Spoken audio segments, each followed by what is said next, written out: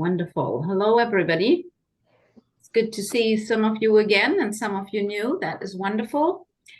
Tonight's topic is going to be menopause, as you all saw when you signed up. Just a bit in the beginning as to protocol. When you look in your Zoom controls, there should be a button called chat. If you have questions, please put them in the chat or raise your hands. Your hand raising should be in the 3 dots in that same control, and then you can raise your hand and lower your hands so that we don't interrupt each other mid-sentence. Okay, I'll give it one more minute for everybody to come in.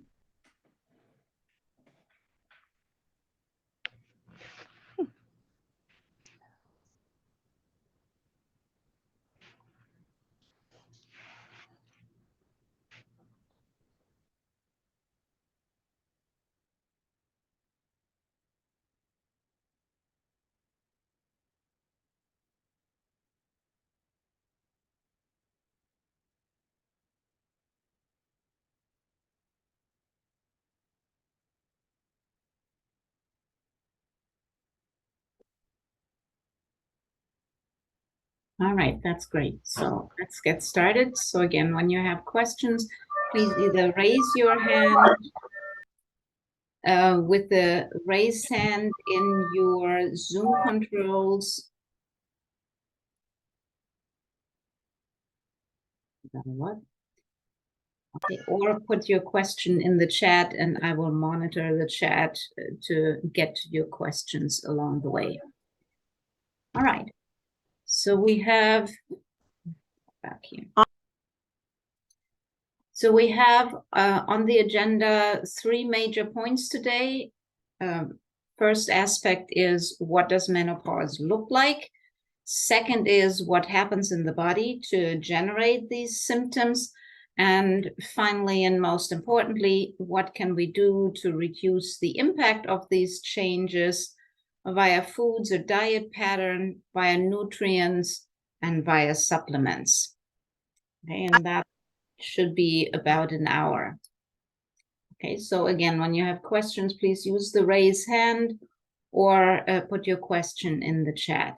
I will try to keep everybody muted in the interim.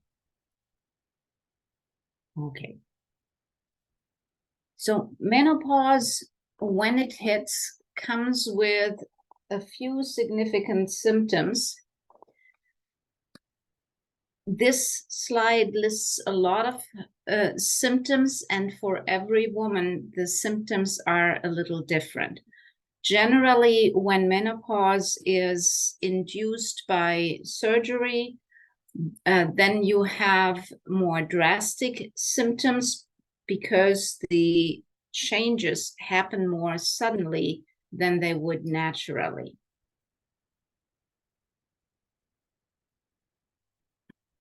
Okay, so some of the symptoms that are very often mentioned that are really bothering people are hot flushes. And you will hear me talk about hot flushes, not hot flashes. I will get back to that. Anxiety and depression, loss of libido, weight gain, fatigue, and brain fog. Sleep problems are mentioned by about 80% of women in menopause. Depression, 79%, anxiety, 79%, and physical and mental exhaustion, also 79% of women in menopause in a trial. And then joint and muscular discomfort is another aspect that 79% of women mentioned as a symptom that they find bothersome. In terms of research on remediation, hot flushes are the most researched one. So we'll talk about those a bit more. There is definitely more to them than meets the eye. Okay. So let's start with a few basics that gives an understanding of menopause as to when and what to expect. Typical age range for menopause is 45 to 52 years. And menopause there is defined as the last menstrual period that a woman has. Okay, so a couple of years before symptoms start, and they last a couple of years after that last menstrual period. But that for that last menstrual period, age is about 45 to 52 years on average. 85% of women worldwide experience problematic symptoms. So that is normal. Okay, so there are your hot flushes, night sweats, sleep disturbances, sexual dysfunction, mood disorders, weight gain, and cognitive declines. Hot flushes are in the literature called vasomotor symptoms, and they go along with night sweats. It's the same physiologic process there. They last over 5 to 7 years. The variance there is very large. It goes in some women up to 15 years of hot flushes. Not to scare anybody, those are few, but the variance is there. So 5 to 7 years is kind of the midfield, but it can be longer. It can be also shorter. The primary treatment for these symptoms is hormone therapy.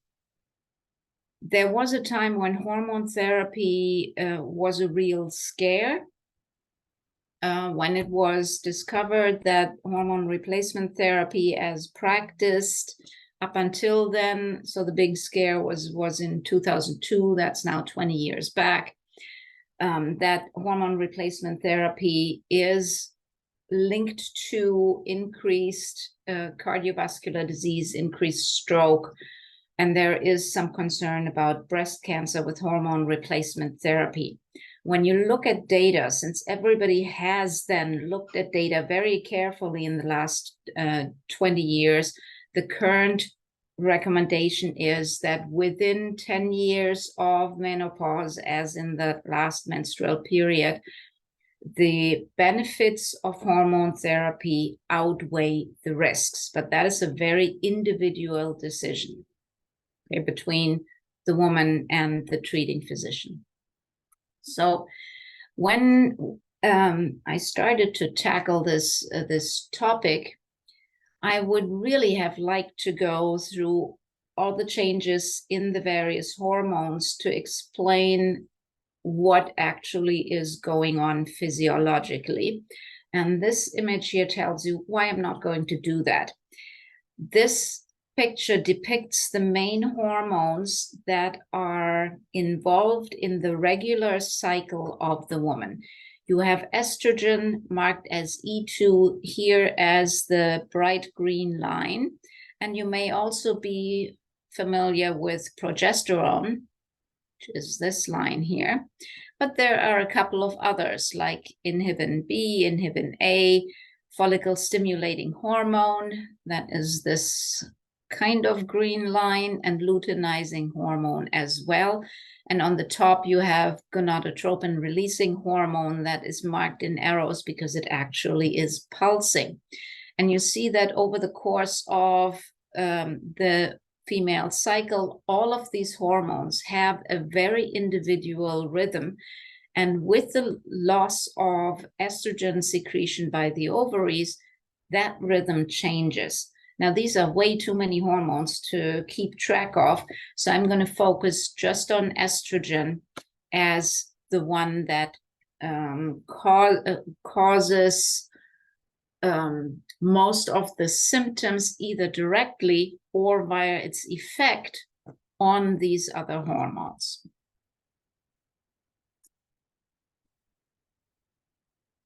Okay, so again, one of the symptoms that are most famous for menopause is the hot flush. And in the literature, you will see it called hot flush more often than hot flash, because when you actually look at what happens physiologically, it lasts much longer than a flash. It lasts about an hour. We don't feel it for an hour, because what we feel generally when we speak of a hot flash is the change in perceived body temperature, not the remainder of the body temperature being lower in the inside and heat dissipation being stronger on the outside of the body. So what actually happens in a hot flush? The decreasing levels of estrogen that mark menopause has effects on the brain, on the temperature regulation center in the brain. Okay, so that temperature regulation center thinks that the body has overheated and it needs to get rid of some of that body heat. So the brain then sends out signals to heart and blood vessels that the body needs to be cooled off. The body usually does that by sweating. So the arteries closer to your skin open up so that more blood goes through your skin or close to your skin, where the heat can dissipate to the outside. Sweat glands secrete sweat. At the same time, the heart pumps a little harder to get the blood through this larger system of blood vessels, as you have just opened up some that are usually closed to preserve heat. So you have an increase in heart contractility, heart rate. That is number 3 here. The heart pumps faster, blood vessels open up to circulate more blood, activate the sweat glands, and get rid of body heat, even though when you really measure body temperature, the body temperature is not too high. And with the hot flush, that again lasts about an hour, the temperature in the body actually drops below normal. Just the temperature of the skin, and markedly the fingers and the toes, is elevated because that's where the blood goes to get rid of the heat. Okay, so I marked here that hot flushes are not benign. The reason why I marked that a hot flush itself doesn't do any damage, but hot flushes are correlated. So women who have more hot flushes also have an increased risk of coronary heart disease. This risk is also affected very strongly by lifestyle factors, body mass index, so body fat content, diabetes, and hypertension as big impact factors. So the hot flush there is not a big impact factor, but it correlates more hot flushes, greater risk for coronary heart disease. Diabetes and obesity are all also more common in postmenopausal women who have hot flushes. So whether that is, in which direction that is related, if the diabetes and obesity increases the likelihood of a hot flush or the other way around, is not yet known. What is really interesting, though, is that you can decrease the sensation of hot flushes, the hot flushes that you actually register, by 25%, so by 1/4, as a placebo effect of treatment. Okay, so when the woman receives treatment, and any treatment for the hot flushes, the effect of just receiving attention for these hot flushes is a reduction by 1/4 of what the woman feels of the hot flushes. Okay, so that is a pretty important thing to remember, that when you give the hot flushes some attention, they do tend to decrease. It is also important to keep that in mind for anything that you see in terms of supplements that, however much they claim to reduce the hot flushes, the first 25% are just placebo effect. And anything that hasn't a greater effect than that doesn't do anything.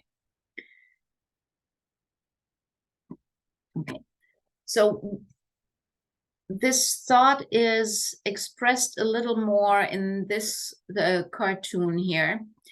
And you have the reference for that paper that I took that from. The starting point for a hot flush is very clearly that estrogen is no longer there in the amounts that it usually is because of the menopausal status. You have a number of triggers, and I'll get to the triggers in a minute, that can then trigger this perception of the brain that the body is overheated. And you get then a perceived hot flush. So a perceived hot flush, we make that distinction between the hot flush that is physiologically happening for about an hour and our perception of it that typically is no more than at the most a few minutes. Okay? Sometimes really just half a minute or so, and then the sensation is gone, even though physiologically the hot flush is still there. Now that perception doesn't even capture all the hot flushes that happen physiologically. Sometimes you have a hot flush and you don't even notice it. So the triggers in part define the frequency of us feeling the hot flush. Okay? They also define our problem rating. How much are we bothered by the hot flush? Okay. For some women, it is very distressing to have a hot flush. Think you're sitting in a meeting with all your higher ups, and all of a sudden you feel the absolute need to take off your jacket and preferably your shoes and whatever else you can decently take off because you feel like you're overheating, right? So that can be very distressing.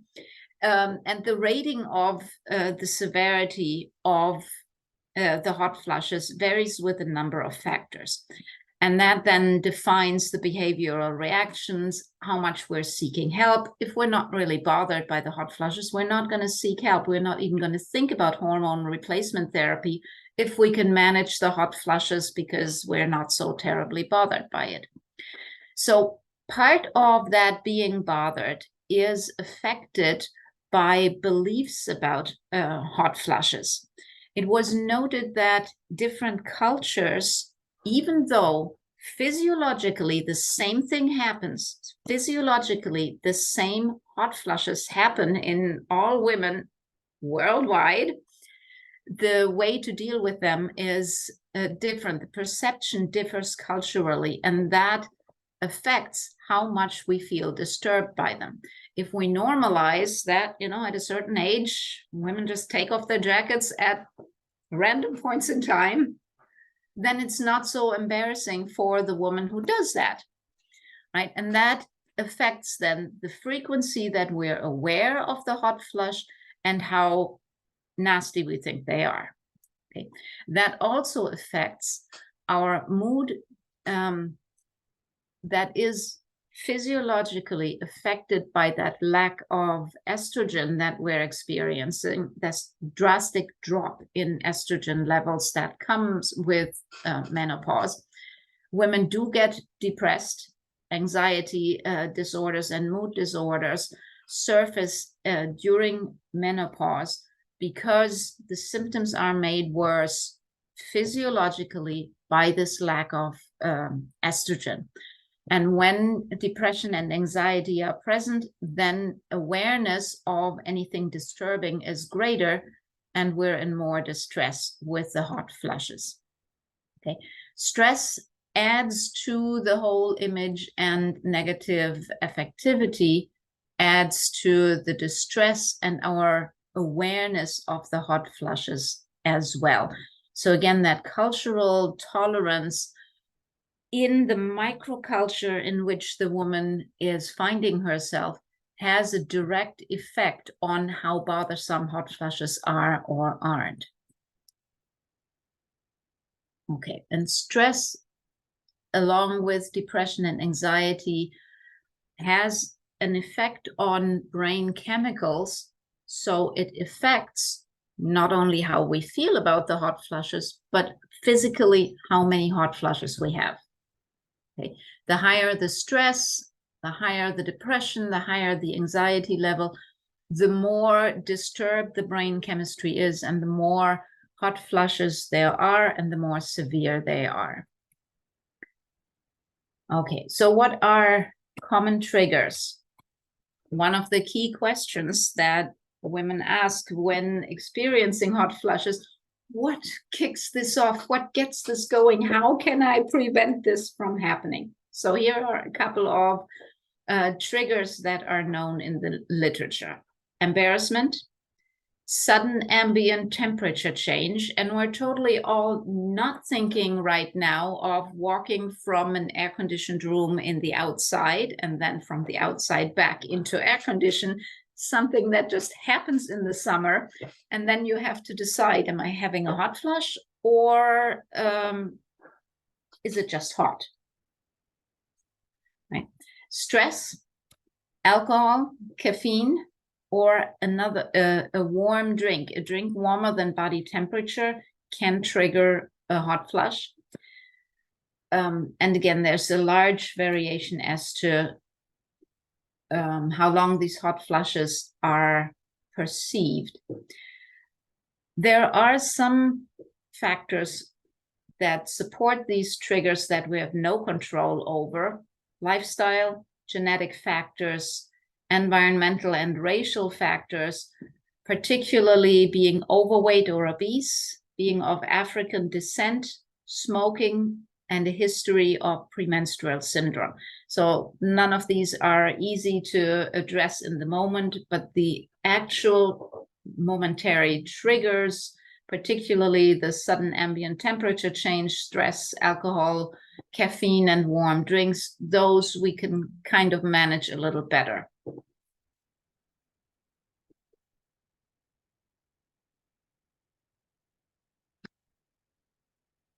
All right, so let's get into what actually happens that sets off this cascade for just a little moment. Normally, premenopausal, while women have their regular cycle, they have circulating levels of estrogen. That estrogen is produced by the ovaries and has all the functions of a circulating hormone. When it is needed in the tissues grab it out of the circulation and use it as they need it. Okay. And you can see in the white adipose tissue that is depicted up here, the estrogen has effects. It is needed there. It keeps, for example, the adipose tissue in women in the gluteofemoral area, so in the classic pear shape area. And eventually that estrogen is metabolized by a lovely enzyme that is called EST. It adds a sulfur group to the estrogen, and this one is affected, among others, by your gut microbiota. Can't have any talk these days without the microbiome somewhere in there. So I'm already telling you, I'll get back to this with the microbiome just very, very briefly. Okay, so in the premenopausal women, estrogen is circulating and it affects a bunch of tissues, and here depicted is white adipose tissue or fat tissue. When menopause hits and the estrogen production by the ovaries actually stops, we approach the same state as males find themselves in, as in we no longer have that circulating estrogen. We do have the stuff that estrogen is made from, which is, for example, testosterone. It is a precursor for estrogen, so we have that, it circulates. We also have DHEAS as a precursor for estrogen, and we can transform these precursors into estrogen in the tissues. So the tissues can make estrogen when they need it, but they are no longer getting flooded with it. Okay. So the factors that affect how much of these precursors are transformed into estrogen includes an enzyme called aromatase, and again, our sulfur transferase that can immediately take the estrogen, put a sulfur on and make it useless, so that in the postmenopausal woman, the fat distribution approaches more that of men, which means the fat moves up. It becomes visceral abdominal fat. Okay. There is, on average, a 44% increase in visceral abdominal fat right after menopause. Okay, so you end up with 1.5 times the belly fat that you had before menopause, on average. Okay. So what does that all do to the body? And this is the one thing that I wish I had known before, kind of thing. And I hope there are many of you who get this information in time. Estrogen, one of the functions of estrogen is to inhibit the sense of hunger and to increase energy expenditure. Now, women who have their regular cycle know this, that at some point during the cycle, you just can't stop eating. But the rest of the cycle, you're perfectly fine keeping the weight or getting it back down to where it usually is until menopause hits or gets closer and the estrogen levels drop. So estrogen inhibiting the sense of hunger means that at menopause, when the estrogen production by the ovaries stops, there is an increased sense of hunger for quite a while until you balance that out. So you are more hungry.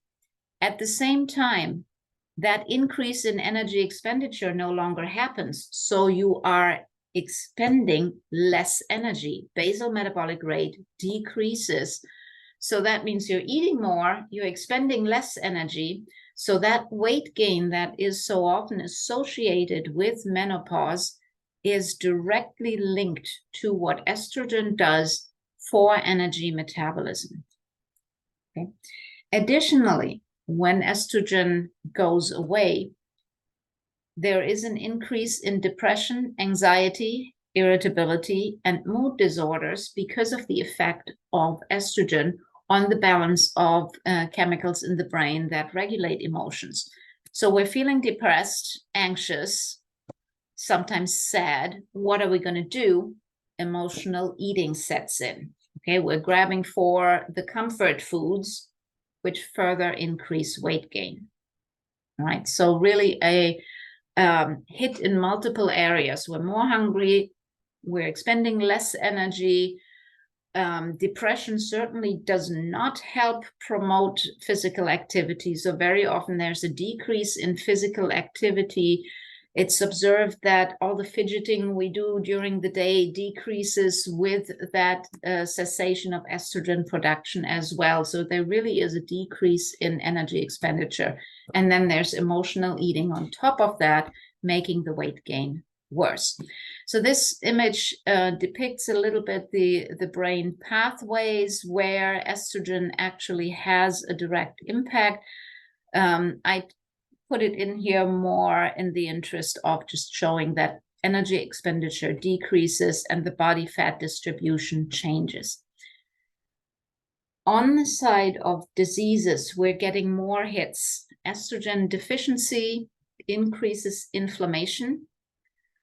That increases the risk for cardiovascular disease, and it decreases bone mineral density. All of these, the effect of the estrogen deficiency and the increase in inflammation, both together make these happen. Estrogen usually protects our DNA from oxidative damage, and with the estrogen decreasing, that extra protection is gone too. So not protecting the DNA makes our cells more vulnerable to mutations, and mutations is what spells cancer. Okay, so the risk of cancer increases not just with the increase in visceral body fat, but also because this extra protection for the DNA is gone.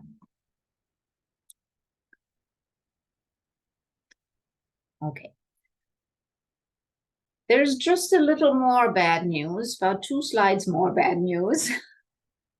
So in the skeletal muscle, the absence of estrogen impairs fatty acid oxidation. Okay, so we're burning less fat in the muscles. We're having less antioxidant capacity, so we are more prone to oxidative damage.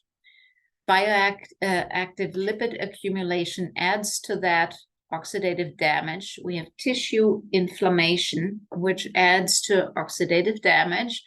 And we have impaired insulin action or insulin resistance. So we're burning less fat in the muscle, and we are taking up sugar with greater difficulty into the muscle. Okay, that may be part of the reason, and there's a maybe part of the reason for that feeling of physical and mental exhaustion. This interacts with the adipose tissue. We had already said it moves up from the gluteofemoral region into the visceral abdominal fat. You have increased adipose tissue mass, that's your weight gain, and that comes with more inflammatory mediators and more signals from adipose tissue that has its own effect. And that effect is usually modulated by estrogen, but there's no more estrogen to modulate it. So these adipokines, these signals from the fat tissue, now also have different effects than they had before menopause. The liver adds to the whole thing by being more insulin resistant. So the liver will continue to produce sugar even when sugar is already there. So there is a higher propensity for type 2 diabetes, pre-diabetes, once menopause hits. So the better the metabolism pre-menopause, the lower the impact or the lower the damage of the whole thing. But the tendency is very clearly there. So if you put that all together, when estrogen decreases in menopause, you have increased obesity, increased inflammation, you have an increased risk of type 2 diabetes because the pancreas doesn't work that well anymore, the liver gets insulin resistant, and the muscle gets insulin resistant. And you have increased inflammation from the immune system as well. Okay, that's the end of bad news. Now we're focusing on good news. Because we don't have to sit there like sitting ducks and let it all happen. There are a couple of things that we cannot change. We all age. There's nothing we can do about that. There will be hormonal imbalance when the estrogen levels drop. The androgens drop less than the estrogen. So there is relative hyperandrogenism, and that does have some of these effects, that you have the testosterone circulating, that you have that follicle-stimulating hormone increasing because there's no longer any estrogen to depress it. You have decreased satiety and you have decreased energy expenditure. Nothing you can do about any of that. Live with it. Okay, hormone replacement therapy does reverse these to a degree, but comes again with its own set of risks. But there are things that we can do. Sedentary lifestyle is something we have control over. Decreased physical activity is something we control. Consumption of high calorie and highly processed foods, we control. That's our choice. A low fiber Western diet is a choice.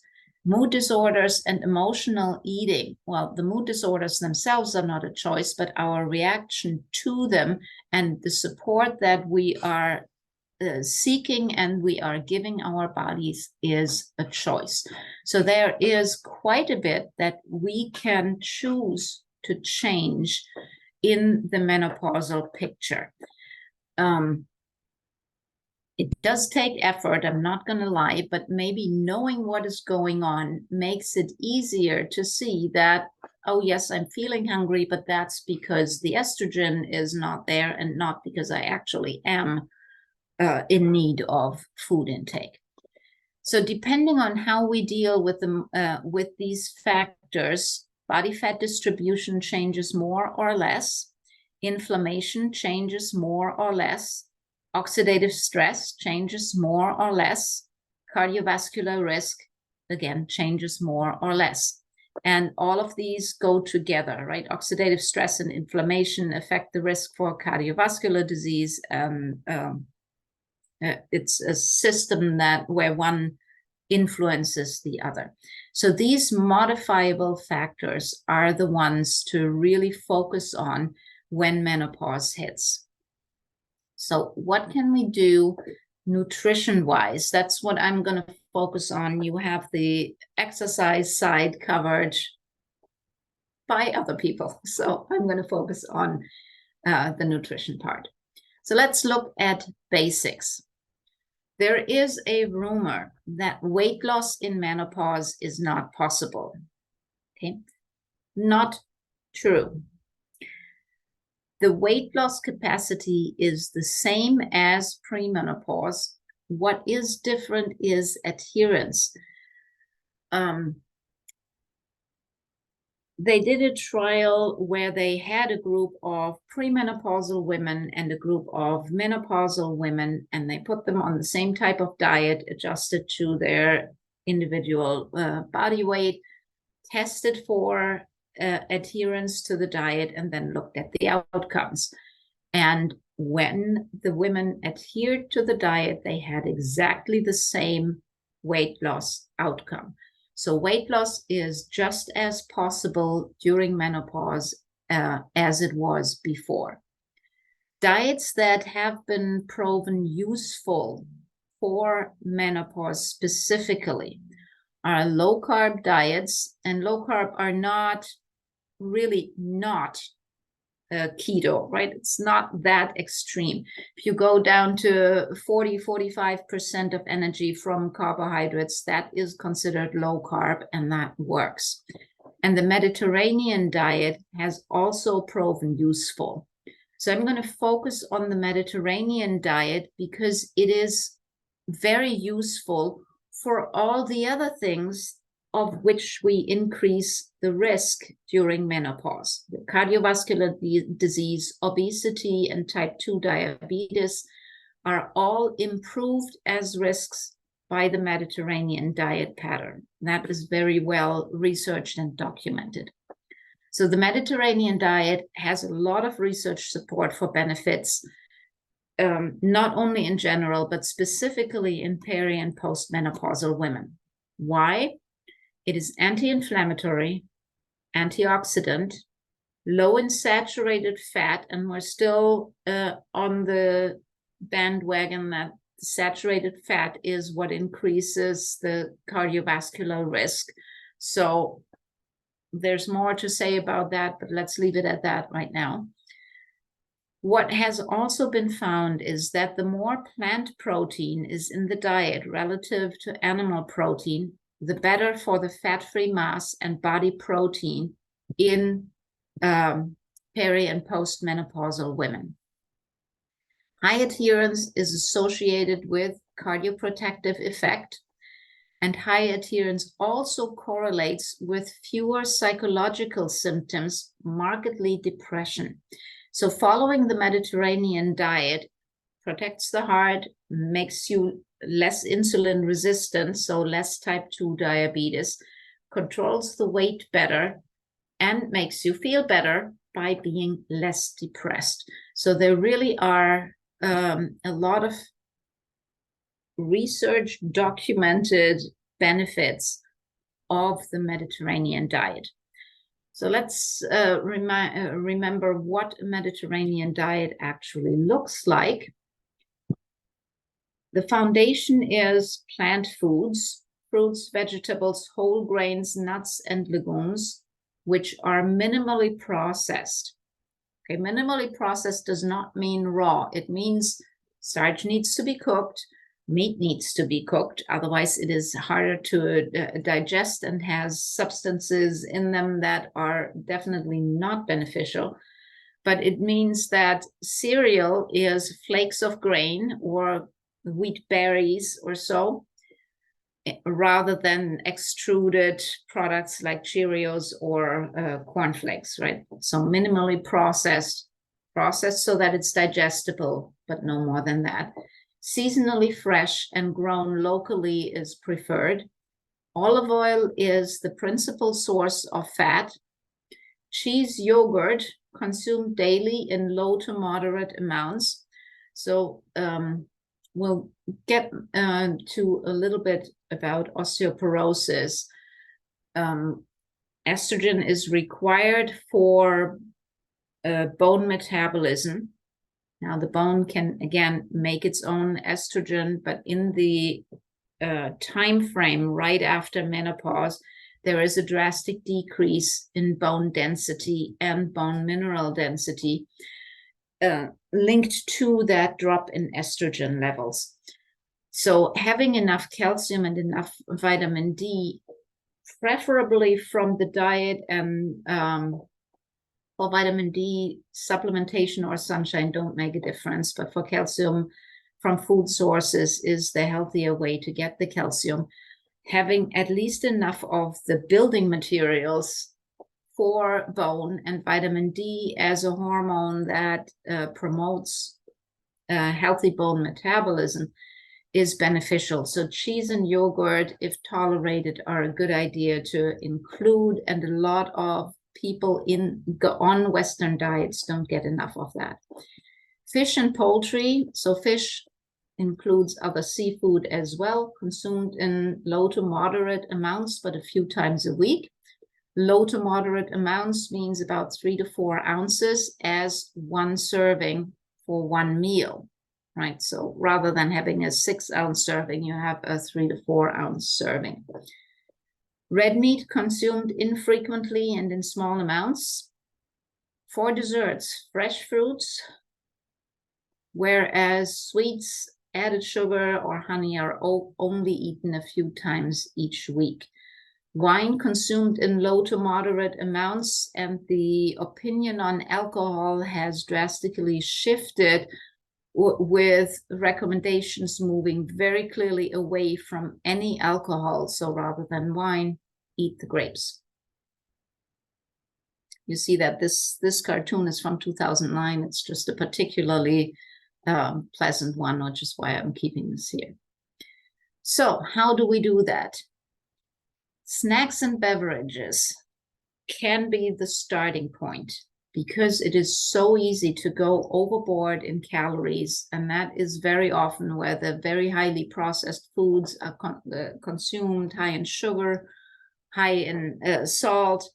So this is a good starting point to reflect on what you're actually eating. Step 1 would be to replace sugary beverages with non-sweet ones. Okay. And I chose these words to make it clear that when we talk about a Mediterranean diet, we're not actually referring to what people in Italy, Spain, and Syria are eating right now, but what researchers found that they ate half a century ago, before we had all these processed foods, that kept them markedly healthier than the rest of Europe, right? And artificial sweeteners weren't around at the time. So it really isn't replacing sugar with artificial sweeteners. It is replacing the sweetness with something else. Okay. And it's an individual decision if you do that stepwise or if you do that cold turkey, right? So can you go from 6 sodas a day to 5, or can you go from 6 to 0?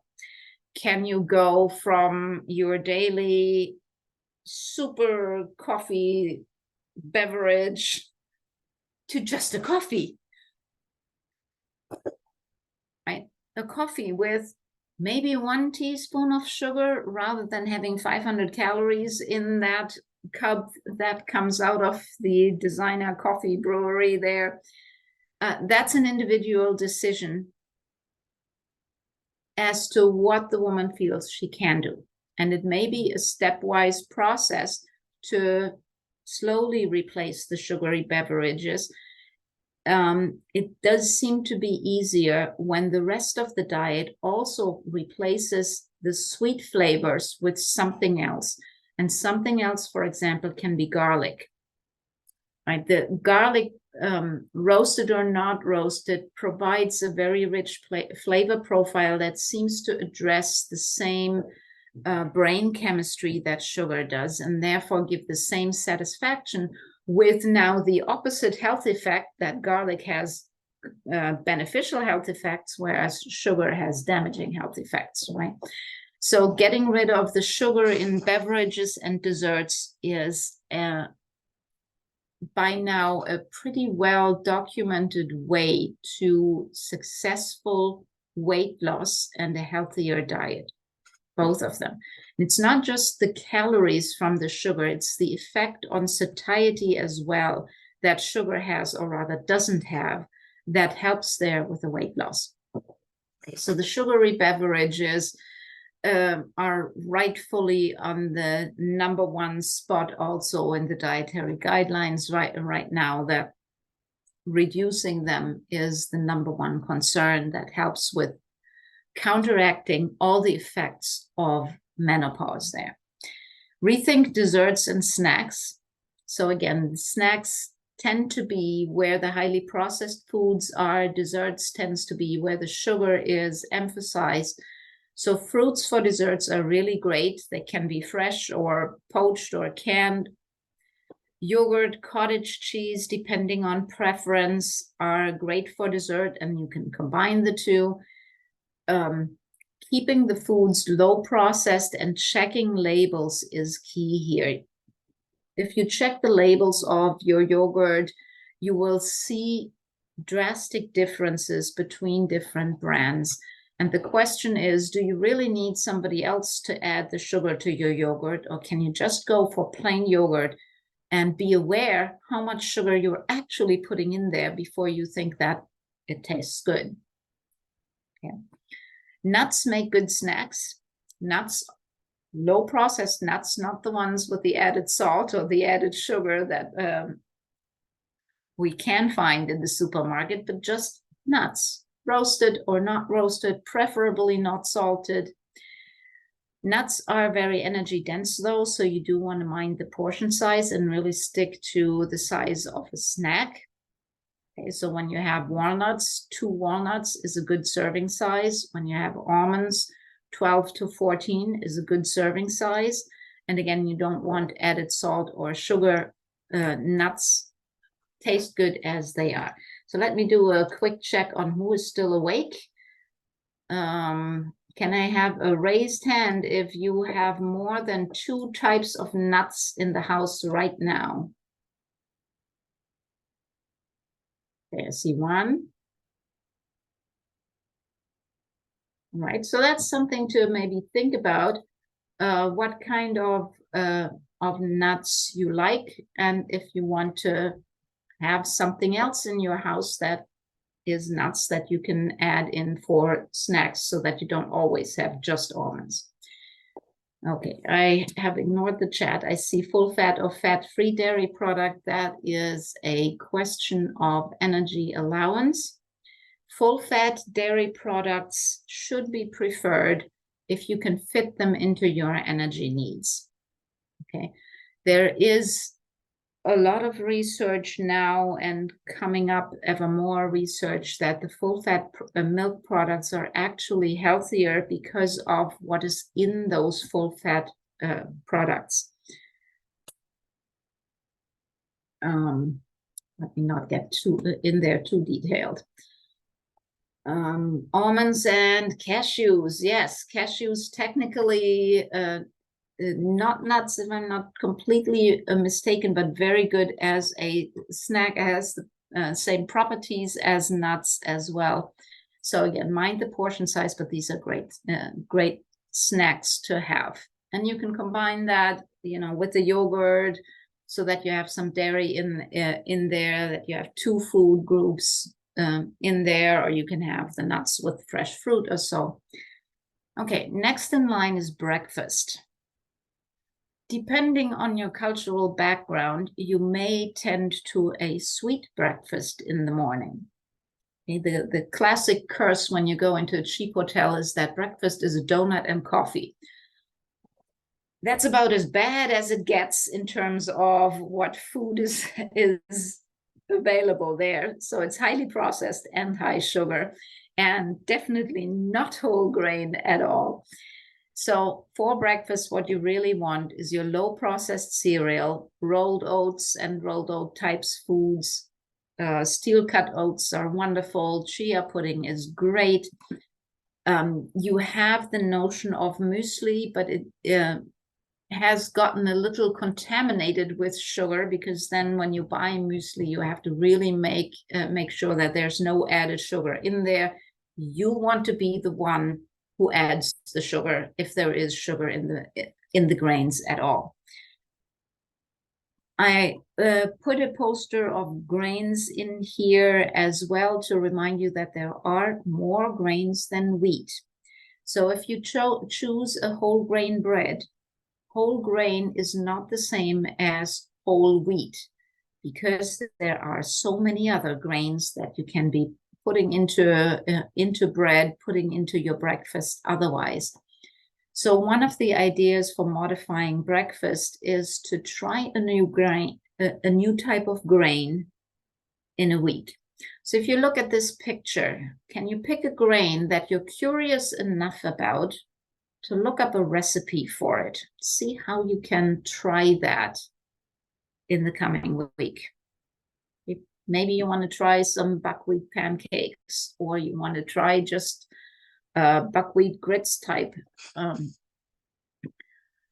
Bulgur may be more common. Farro is great in salads, for example. Freaky also great in salads. Quinoa, I think many of us have become accustomed to. It's kind of, it was a fashion grain a couple of years back, so I think it's well known by now. You have the wild rice. If you haven't tried it, it's definitely worth a taste, just to see what it tastes like. Look up something to make with one of these. Get a new grain, try something with it, and it will just add variety to your diet. When you choose a whole grain bread, again, not just whole wheat. Dairy products for breakfast are useful. The older we get, the more important it becomes to spread out the protein intake kind of evenly over the course of the day, so that it can be actually utilized by the body. Peri and immediately postmenopausal, we're still young enough to not need to pay too much attention to that, but getting into good habits while we're changing habits anyway may be a good point in time. So having some protein for breakfast is a great idea, and eggs are perfectly fine with that. Fruit is fine with breakfast. Beverage without or with at least reduced added sugar or sweetener. So if you normally take a designer coffee and you go down to adding just 1 or 2 teaspoons of sugar, you have already made a pretty drastic change, right? Okay, bringing us to lunch and dinner. For a Mediterranean type diet pattern, include a salad with dark green leafy vegetables and some other vegetables that are seasonal with lunch and dinner. And it doesn't have to be a half pound of salad. It can be a small bowl. So if you have your box of leafy greens in the fridge, you just take a handful, put it in a bowl, add whatever other vegetable you have, a bit of carrot, bit of peppers, whatever is there. Olive oil, if you need a dressing with that. Vinegar, of course, can be added. Vinegar is kind of a free food. Consider your dressings, though the amount of oil quickly adds to the energy intake. And I added here that herbs are extremely valuable nutritionally. So you can buy herbs in pots if you don't have a garden to grow them. And they by now make them so that they can really easily be made to last over several weeks in a pot, or a whole season, so that you may also just add a couple of leaves of basil or parsley or chives or watercress or what have you. Just add a little bit because it makes the salad less boring. Okay, so today you're adding basil, tomorrow you're adding chives, the day after you're using parsley, and then you're making a fun dressing with cilantro, so that even though it's always the same leafy greens, it's always a different flavor. Along with that salad, add extra vegetables to your lunch and dinner. There are people who have vegetables for breakfast, as very often as a smoothie, which works perfectly fine, and then you have less need for the extra vegetables at lunch and dinner, but many people don't do that. So they're overall, when you add everything you eat over the course of the day, half of the volume should be vegetables. And if you have raw vegetables, it's more than half. That should be just vegetables. Okay. So 3 to 4 servings a day, 1 serving being half a cup cooked or 1 cup raw.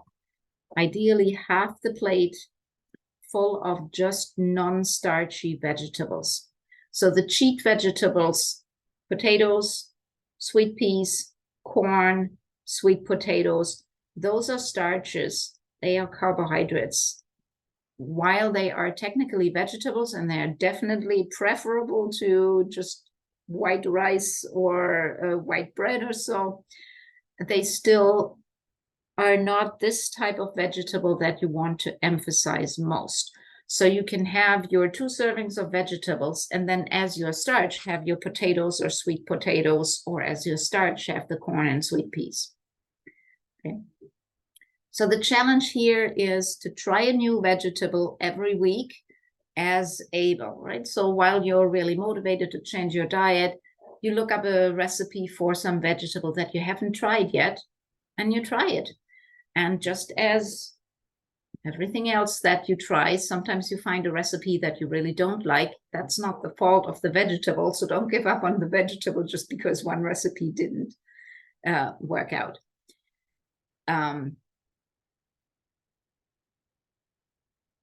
Okay, so additionally, include some legumes. Okay. Lentils, chickpeas, beans and peas, and here the asterisks remind you that this is beans that are also available as dried beans, and the peas that are available as dried peas. Clearly you don't eat them dried, you prepare them or use the canned ones, but it's not green beans and it's not sweet peas. Okay. So your challenge, if you're just about to fall asleep, what are your favorite 3 dishes with legumes? Can you put that in the chat? At least 1 dish with legumes that you come up with?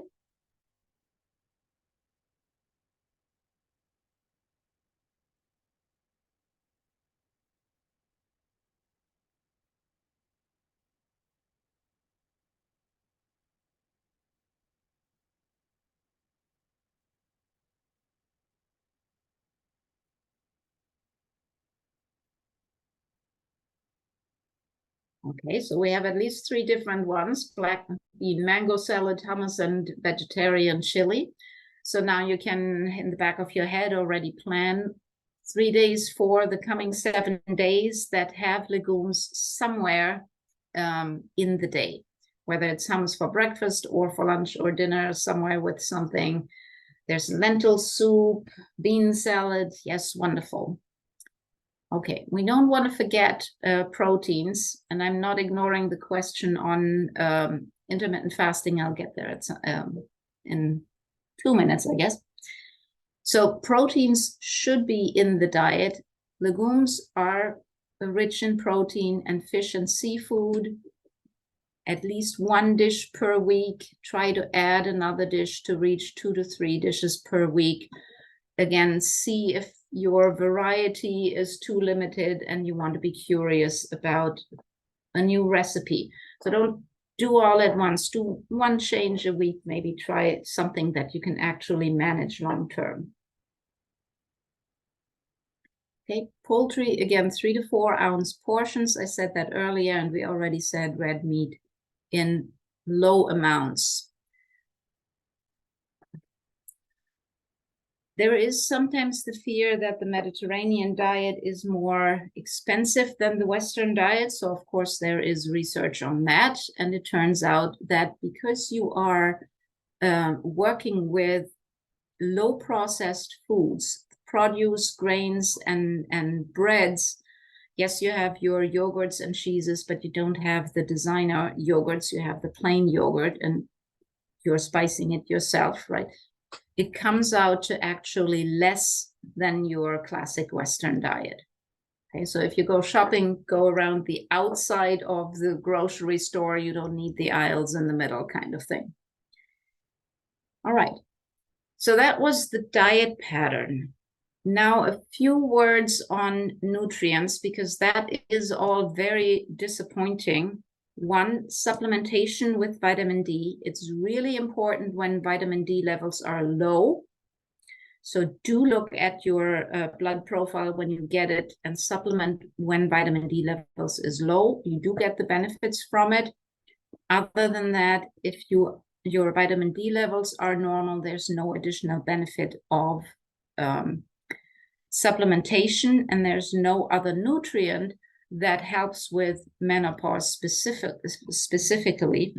B12 I put up here because B12 metabolism becomes more difficult with aging. So the older we get, the more we should actually supplement B12. Pre and probiotics. So that's where your intermittent fasting comes in. Intermittent fasting is not a bad idea. It works for many women in menopause, but it should be intermittent over the course of 24 hours and not have a whole day fasting, because you do need to feed those bacteria in your intestines. Okay, so intermittent fasting, it's great if you work with a 16 to 8 or an 8 to 16 or anything in between that you come up with for your fasting.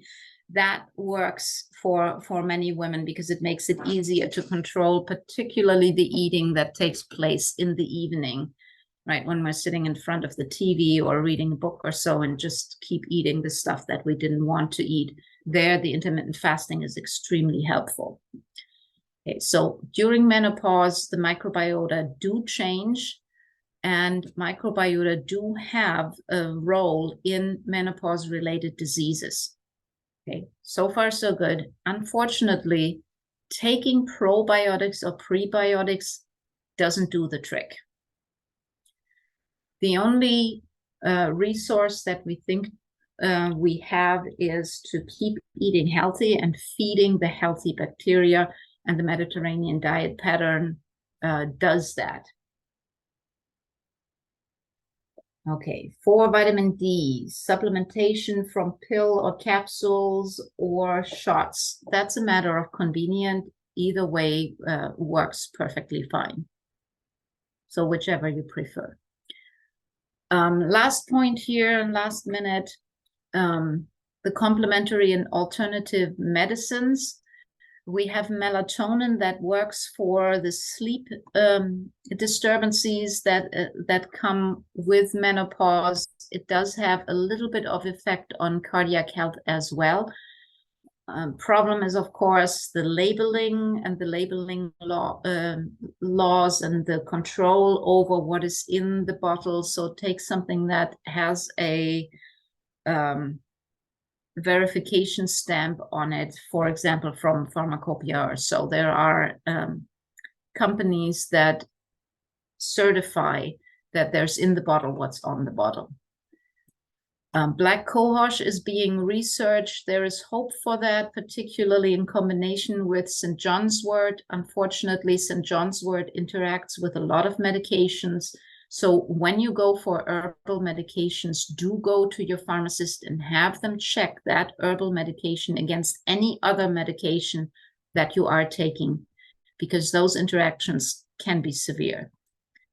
Everything else, really everything else, doesn't have enough research behind it for you to waste your money on it. Okay? Including soy, red clover, flaxseed, hops, lots of studies, very disappointing and inconsistent results, so you can't go for it. So really, melatonin works, and then for sleep, where's my lavender here? Aromatherapy with lavender oil also works for improvement of sleep. Okay? There are a couple of other things like hypnosis that is not very largely available, so doesn't help that it actually might help. Everything else doesn't have consistent results. Okay. So this is the summary, and I'll see if there are more questions here. Menopause causes metabolic changes that cause symptoms like hot flushes, increased abdominal obesity, and the other symptoms of menopause. Research supports Mediterranean diet pattern. Sufficient levels of vitamin D are particularly important. Melatonin and lavender oil aromatherapy help with sleep quality and reduce hot flushes. Other than that, the Mediterranean diet pattern is what helps us with weight regulation, hot flushes, the psychological symptoms like depression. It's antioxidant, anti-inflammatory. So this is the Eden pattern that is best supported by research. Okay, that was what I have on menopause. Last minute questions.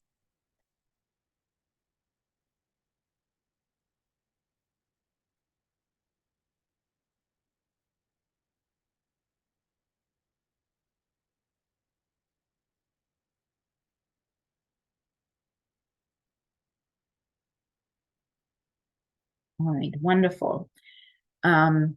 Teresa is going to send out a survey that you need for your continued education credits. And if questions come up, please do send them to Teresa. She'll forward them to me and I'll get back to you. Okay, wonderful. Then enjoy the rest of your evening. It was great to see you again and see some of you new. And I hope I'll see you again soon. Thank you. Very interesting. Very interesting. Wonderful. Thank you. Thank you. And yes, Thank you were you. supposed to actually get a survey.